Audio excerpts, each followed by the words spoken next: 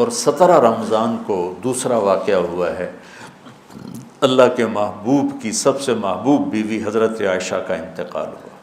حضرت معاویہ رضی اللہ تعالیٰ عنہ کے دور میں حضرت عائشہ رضی اللہ تعالیٰ عنہ کا انتقال ہوا، جو آپ کی سب سے محبوب بیوی تھی، اور اس حد تک کہ کہا یا اللہ ھذا قسمی فیما املک فلا تؤاخذنی فیما تملک ولا املک۔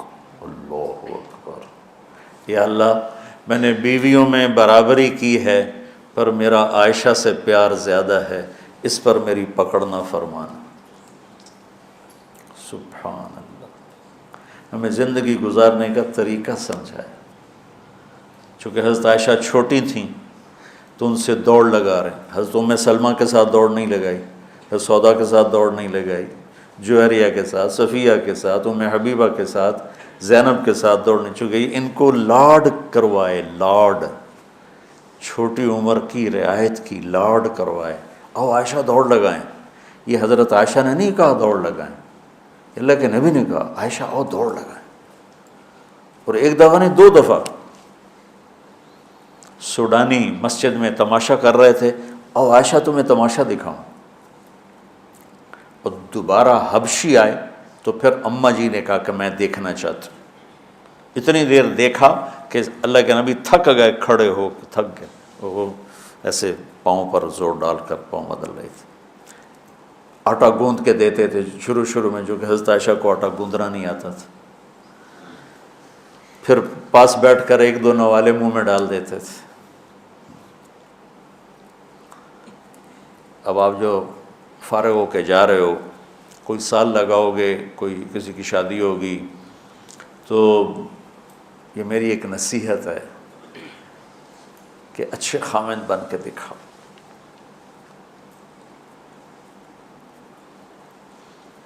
اور اچھا خامند وہ ہوتا ہے جو اچھے اخلاق والا ہے۔ ابھی آپ چھٹیوں میں جا رہے ہیں گھر، تو اپنے والدین کی خدمت، بہن بھائیوں کی خدمت،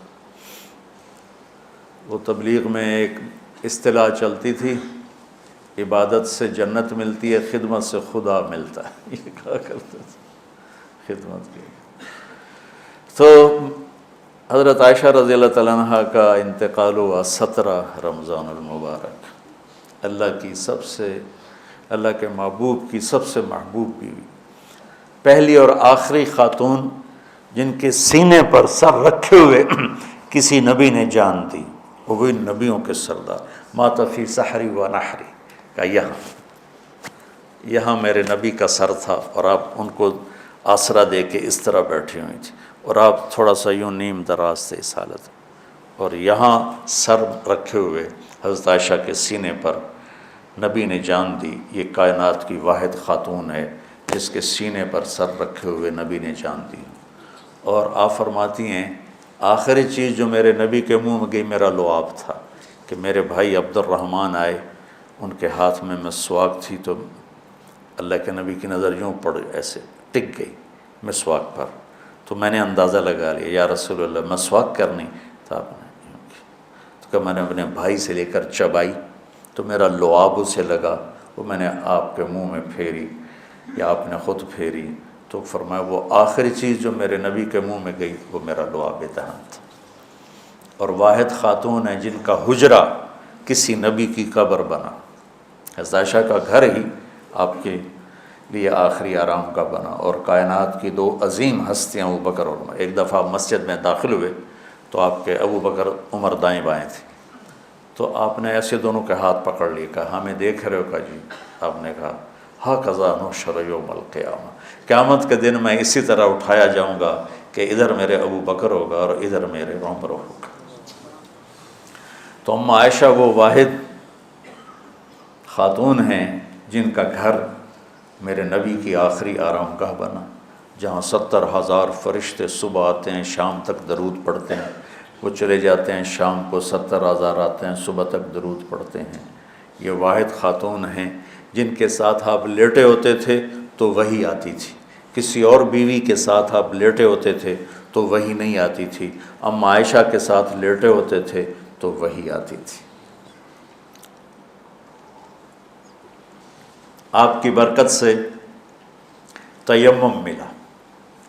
حضرت یوسف علیہ السلام پر تہمت لگی، گناہ کی، زلیخا نے لگائی تو ایک بچے نے گواہی دی۔ حضرت مریم پر قوم نے تہمت لگائی تو بیٹے نے گواہی دی، اور حضرت عائشہ پہ تہمت لگی تو میرے اللہ نے خود گواہی دی۔ کتنا بڑا فرق ہے۔ شہد شاہد من اہلہا ان کان قمیصہ قد من قبل فصدقت وهو من الکاذبین وان کان قمیصہ قد من دبر فکذبت وهو من الصادقین۔ یہ تو آ گئی گواہی بچے کی، شہد شاہد من اہلہا۔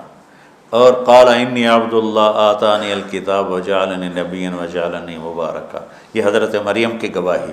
اور حضرت عائشہ کی ان الذین جاءوا بالعفک عصبۃ منکم لا تحسبوا شر لکم بل هو خیر لکم لکل امرئ منهم ما اکتسب من الاثم والذی تولى کبرہ فلہ عذاب عظیم۔ اللہ تعالیٰ علامہ زمخشری اپنی تفسیر میں فرماتے ہیں کہ پورے قرآن میں اللہ کہیں اتنا غضبناک ہو کر نہیں بولا جتنا ان آیات میں غضبناک ہو کے بولا ہے، جس میں اما عائشہ کی پاک دامنی کو اللہ نے بیان کی۔ اللہ کے نبی ایک مہینہ وحی نہیں آئی، پورے مدینے میں آگ لگ گئی۔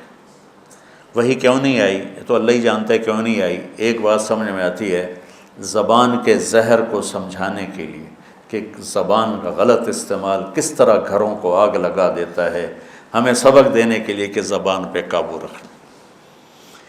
اس حد تک حالات پہنچ گئے کہ میرے نبی گئے حضرت عائشہ کے پاس، عائشہ اگر تجھ سے گناہ ہو گیا ہے تو معافی مانگ لے، اللہ معاف کر دے گا۔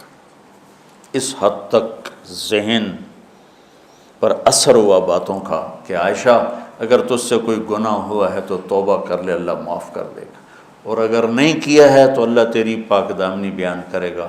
تو عائشہ فرماتی ہیں 24 گھنٹے ہو گئے تھے، نہ کھایا تھا، نہ پیا تھا، نہ سوئی تھی، صرف رو رہی تھی۔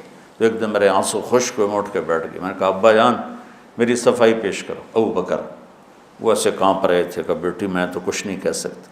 اماں جان ام رما میری صفائی پیش کرو۔ وہ بھی کہنے لگے بیٹی میں تو کچھ نہیں کہہ سکتی۔ تو کہ میں نے ایک دم چمک کے کہا سچ بولوں گی تو کوئی مانے گا نہیں، جھوٹ بولوں تو اپنے آپ کو برا کہوں، بس میں وہ کہتی ہوں جو یوسف کے باپ نے کہا تھا، حضرت یعقوب۔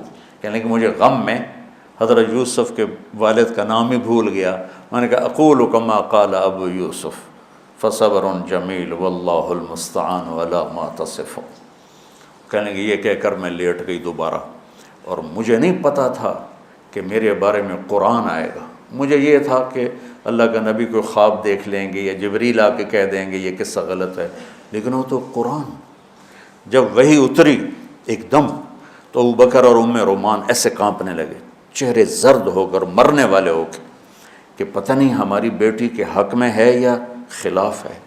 جب وہی ختم ہوئی تو میرے نبی مسکرائے زور سے، کہا عائشہ مبارک ہو، اللہ تیری گواہی دینے خود آ گیا۔ تو ام رومان کہنے لگی عائشہ اٹھو، اللہ کے نبی کا شکر ادا کرو۔ کہ نہیں، میں اس کا شکر ادا کروں گی جس نے میری گواہی دی۔ تو 17 رمضان حضرت عائشہ کا انتقال کا دن ہے۔ تو آج میں نے اپنے اوپر جبر کر کے بول لیا ہے 50 منٹ، اب دعا کرنا مجھے سر درد نہ ہو۔ اور 21 کی رات ہے، سبق پڑھتے پڑھتے میرے لیے آپ سب بچے دعا کر دیں۔